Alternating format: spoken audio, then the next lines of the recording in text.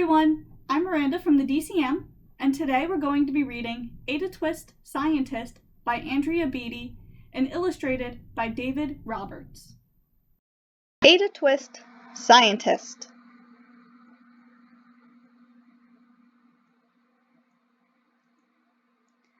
Ada Marie, said not a word till the day she turned 3. She bounced in her crib and looked all around, observing the world, but not making a sound. She learned how to climb and made her big break with a trail of chaos left in her wake.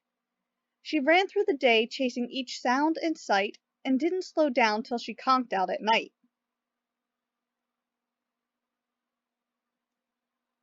Her parents were frazzled but tried not to freak, as Ada grew bigger and still did not speak. Clearly young Ada, with lots in her head, would have something to say when it ought to be said. That's just what happened when Ada turned 3. She tore through the house on a fact-finding spree and climbed up the clock just as high as she could. Her parents yelled, "Stop!" as all good parents would. Ada's chin quivered, but she did not cry. She took a deep breath and she simply asked, "Why? Why does it tick and why does it talk? Why don't we call it a granddaughter clock? Why are there pointy things stuck to a rose? Why are there hairs up inside of your nose?" She started with why, and then what, how, and when.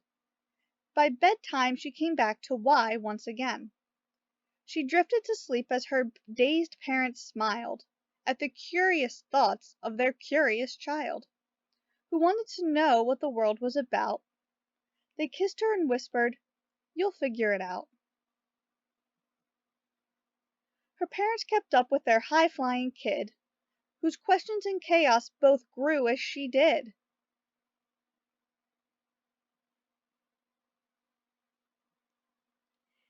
Even Miss Greer found her hands were quite full when young Ada's chaos wreaked havoc at school. But this much was clear about Miss Ada Twist: she had all the traits of a great scientist. Ada was busy that first day of spring, testing the sounds that make mockingbirds sing, when a horrible stench whacked her right in the nose, a pungent aroma that curled up her toes.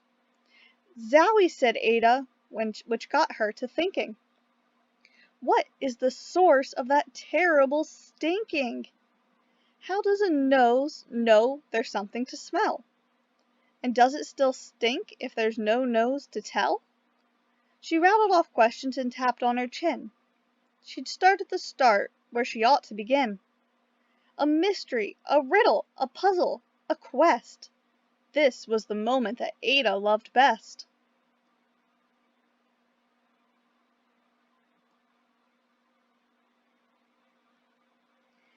Ada did research to learn all she could of smelling and smells, both the stinky and good. One hypothesis Ada thought could be true: the terrible stink came from Dad's cabbage stew. She tested and tested, but soon Ada knew it was time to come up with hypothesis 2. Then, zowie, that stink struck again, just like that. Hypothesis 2. It's caused by the cat. The cat couldn't make such stink on its own. It needed perfume and some fancy cologne. So young Ada tested. The test was a flop. She started again, but her parents yelled, "Stop!"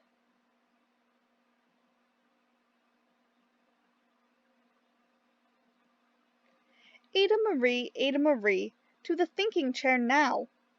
By the time we count 3. "Enough," said her mother. "That's it," said her dad. Her parents were frustrated, frazzled, and mad. "Why?" Ada questioned. Her mother said no. "What?" Ada queried. Her father said go. "You've ruined our supper. You've made the cat stink. Enough with your questions. Now sit there and think." She looked at her parents. Her heart turned to goo. Poor Ada Twist didn't know what to do.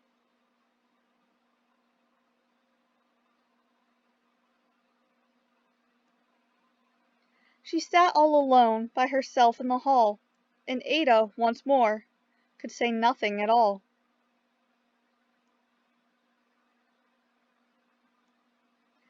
So Ada sat, and she sat, and she sat, and she thought about science and Stu and the cat, and how her experiments made such a big mess.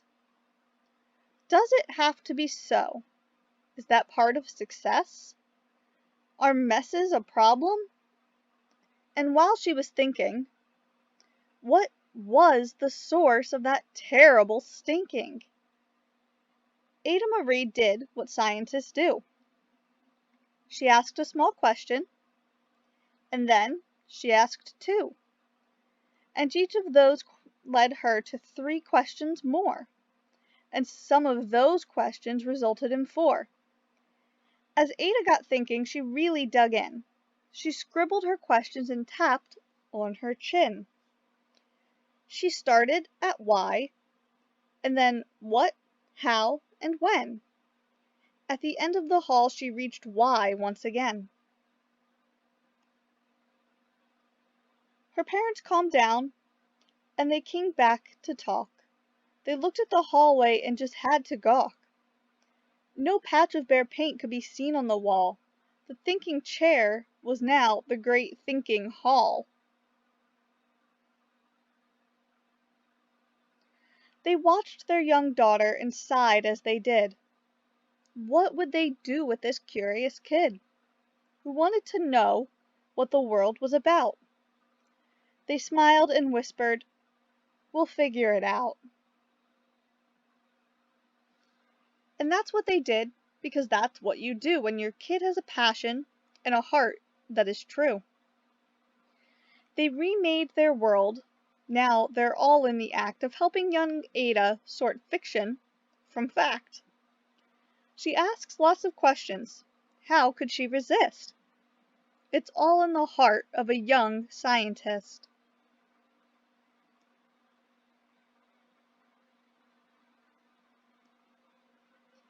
And as for that smell, what can Ada Twist do but learn all she can from her friends in grade 2? Will they discover the stink that curls toes? Well, that is the question, and someday, who knows?